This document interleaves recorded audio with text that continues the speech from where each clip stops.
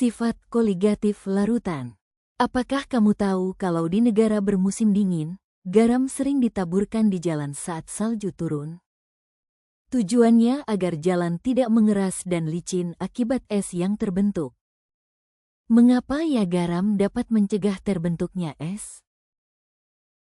Nah, hal tersebut berkaitan dengan sifat koligatif larutan. Apa itu sifat koligatif? Apa saja yang termasuk sifat koligatif? Dan bagaimana manfaatnya dalam kehidupan?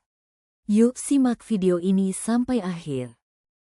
Sifat koligatif larutan adalah sifat-sifat larutan yang hanya bergantung pada jumlah partikel zat terlarut, bukan pada jenis zatnya. Artinya, semakin banyak partikel zat terlarut dalam larutan, semakin besar pengaruhnya terhadap sifat-sifat tertentu larutan tersebut.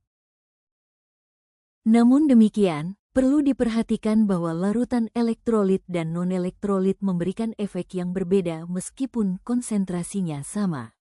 Mengapa demikian? Pada larutan non-elektrolit, seperti gula, molekulnya tidak terurai menjadi ion. Sementara itu, pada larutan elektrolit seperti garam, molekulnya terurai menjadi ion Na+ dan celmin. Karena sifat koligatif bergantung pada jumlah partikel, larutan elektrolit memberikan pengaruh yang lebih besar, karena jumlah partikelnya menjadi lebih banyak karena adanya ionisasi. Untuk memperhitungkan efek ionisasi ini, kita menggunakan faktor Van Hoff dengan rumus sebagai berikut. Misalnya, molekul garam terurai sempurna sehingga alfa sama dengan 1. Dari persamaan reaksi ionisasi, dapat diketahui jumlah ion yang dihasilkan adalah 1 ion Na+ dan 1 ion celmin. Sehingga N sama dengan 2. Setelah dihitung dengan rumus, diperoleh faktor Van Hoff larutan garam sama dengan 2. Sementara itu untuk larutan non-elektrolit seperti gula, faktor Van Hoff tidak diperhitungkan atau dianggap sama dengan 1. Jika dibandingkan, efek koligatif larutan garam akan 2 kali lebih besar dibandingkan dengan larutan gula. Terdapat 4 macam sifat koligatif larutan yaitu penurunan tekanan uap, penurunan titik beku, kenaikan titik didih, dan tekanan osmotik. Kali ini kita akan membahas penurunan titik beku. Pertama-tama, apa itu titik beku?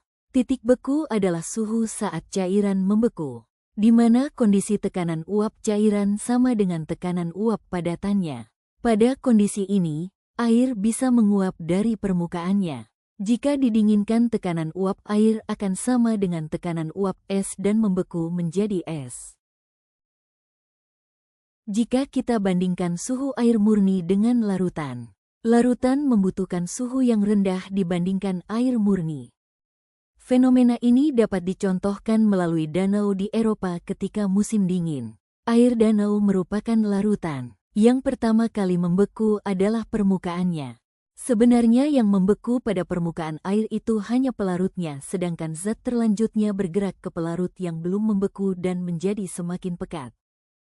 Pada penurunan titik beku, zat terlarut menghambat proses pembekuan pelarut di dalam larutan, sehingga dibutuhkan upaya atau suhu lebih rendah untuk membekukan larutan.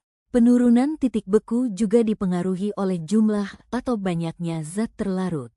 Penurunan titik beku adalah selisih titik beku pelarut murni dengan titik beku larutan. Perhitungan penurunan titik beku didapatkan dengan cara mengalihkan molalitas larutan dengan tetapan penurunan titik beku molal serta faktor Van Hoff. Konsep penurunan titik beku juga terjadi pada proses pembuatan es krim yang pembekuannya menggunakan bantuan garam dan es batu, serta pencairan salju di jalan menggunakan bantuan garam. Terima kasih sudah menyimak. Semangat belajar dan berproses.